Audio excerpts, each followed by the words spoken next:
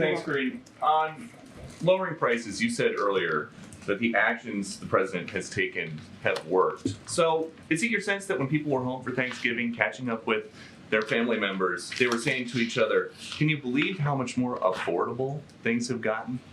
So honestly, I wouldn't, I hear the question, but I want to make sure this is very clear. We take that very seriously. We take what families, the decisions that they make at their kitchen table, whether it's during Thanksgiving or whether it is every month as they're trying to make hard decisions about how they move forward with taking care of their family. We take that very seriously. It's not a joke to us. It is important to us. This is the president who talks about it in a very personal way when he talks about what families have to go through, working families, middle-class families, and that's why he's taking actions that he has. And so, look, the fact is, the data shows that the economy is improving. The data shows that households remain in a strong financial position. Household wealth is at a record high, with lower income households seeing the largest gain since the pandemic. Those are indeed what we're seeing. But we don't take lightly. We do not take lightly what Americans and families continue to feel. That's why the president at 2:00 is going to talk about what the actions that he's taking to continue to lower costs. But why do you think it is that when you say the economy is improving and President Biden says the economy is improving, that a majority of Americans outside of this building are not buying it? So here's the thing. When we walked into this administration, the economy was on a tailspin. That is the fact. Because of the last administration, because of the Trump administration, because of how they dealt with COVID and the pandemic, because they didn't have a comprehensive plan. The president came in, he passed the American Rescue Plan, which was able to get the economy back on its feet, which was able to open up small businesses were able to open up, schools were able to open up, and we understand what Americans have been feeling over the last 2-3 years. It's going to take some time. We get that. It's going to take some time, but it does not take away how we have seen the economy getting back on its feet. We actually had to fix the problem that we saw that the last administration left us. But almost 3 years in office, inflation is up over 17% since President Biden came here.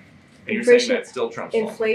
Inflation is moderating because of the actions that this president has taken. Doesn't Because that just mean that prices are going up slower, they're still high. It's going down. The prices are going down. If you look at for a perfect example, I mean, I just talked about last week how turkey prices, the cost for turkeys is going down. The cost for eggs is going down because of the actions that were taken. Which I just talked about supply chain and how that affects the economy. And that's because of the president's action that he's taken. And if you think about gas prices, it's down by $1.70 since its peak because of the actions that this president has taken. So we understand that people are still not feeling it. We get that. But doesn't mean that we're not going to continue to talk about it. Doesn't mean that the president at 2:00 is not going to talk about how he's lowering costs, right? And let's not forget what Republicans are doing on the other side of again, Pennsylvania Avenue. They're trying to increase healthcare costs. They want to get rid of Medicare. They want to get rid of Social Security. That is something that we saw them try to do at the State of the Union, right? They do that over and over and over again. They want to make sure the millionaires and billionaires are actually getting the benefits, right? And so that's not our way. Our way is to build the middle class from the bottom up, middle out, and the president believes in that. He talks about it. You're going to hear him talk about it in about an hour, and that's going to be our focus. I think I get to take one more. Go ahead, Brian. Thanks a lot, Karine.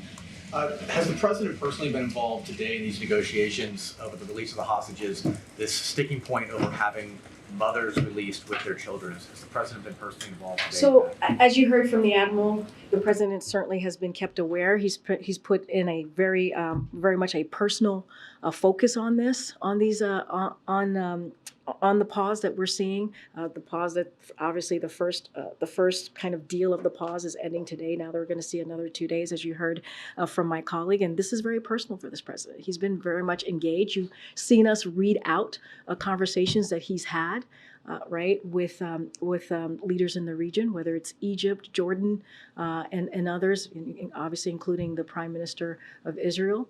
And so the president has been incredibly involved in this. He was certainly briefed by his national security advisor, Jake Sullivan, this morning, as the admiral stated. And so, look, we've always been very clear.